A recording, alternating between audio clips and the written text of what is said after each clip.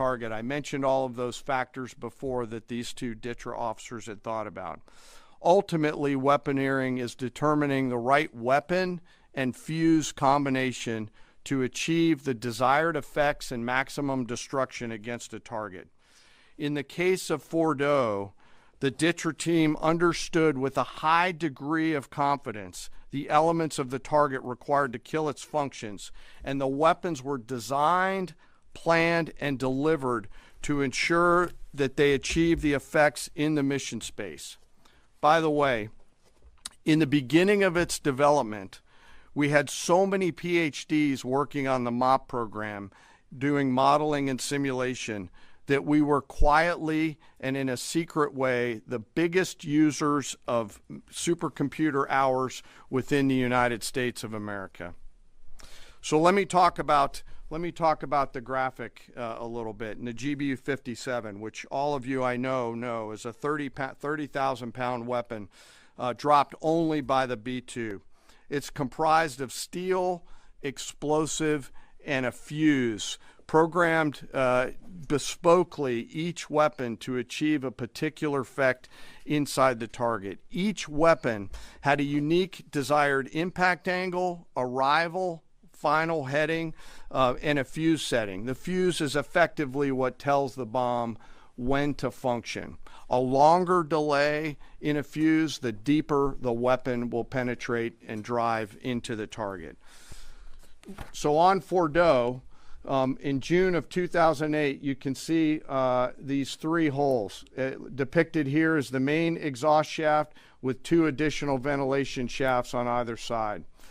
The United States decided to strike these two ventilation shafts, seen here on the main graphic, as the primary point of entry into the mission space. In the days preceding the attack against Fordo, the Iranians attempted to cover the shafts with concrete to try to prevent an attack.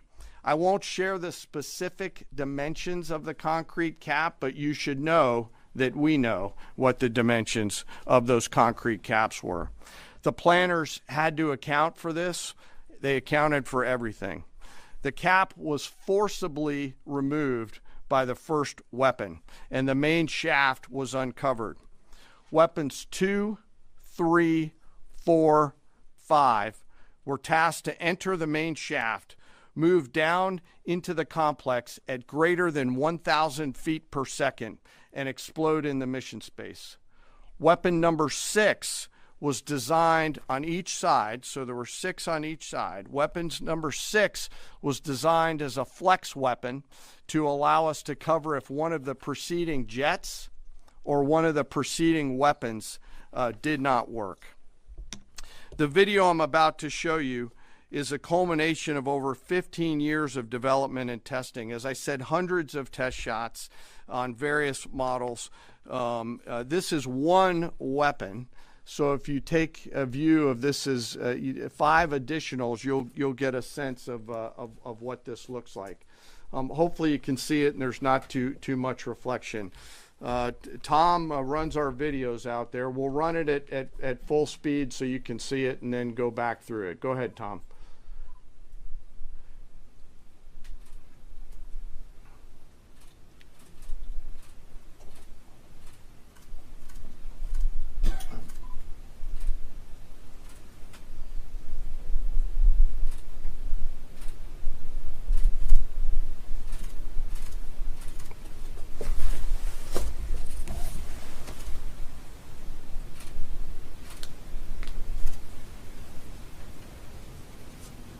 Keep it going for a minute. You'll see inside the mission space.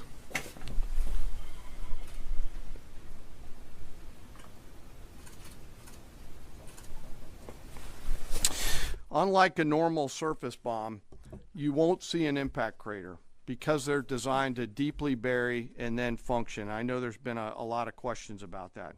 All 6 weapons at each vent at Fordo went exactly where they were intended to go. A bomb has 3 effects that causes damage: blast, fragmentation, and overpressure. In this case, the primary kill mechanism in the mission space was a mix of overpressure and blast, ripping through the open tunnels and destroying critical hardware. The majority of the damage we assessed based on our extensive modeling was a blast layer combined with the impulse extending from the shock. Imagine what this looks like 6 times over. A point that I want to make here: the joint force does not do BDA. By design, we don't grade our own homework. The intelligence community does. But here's what we know following the attacks and the strikes on Fordo. First, that the weapons were built, tested, and loaded properly. 2, the weapons were released on speed and on parameters. 3, the weapons all guided to their intended targets and to their intended aim points. 4, the weapons functioned as designed, meaning they exploded. And we know this through other means, intelligence means that we have, that were visibly, we were visibly able to see them. And we know that the trailing jets saw the explosion, and the pilots stated, quote, "This was the brightest explosion that I've ever seen. It literally looked like daylight." Let me now turn to the bomber crews themselves, give you a few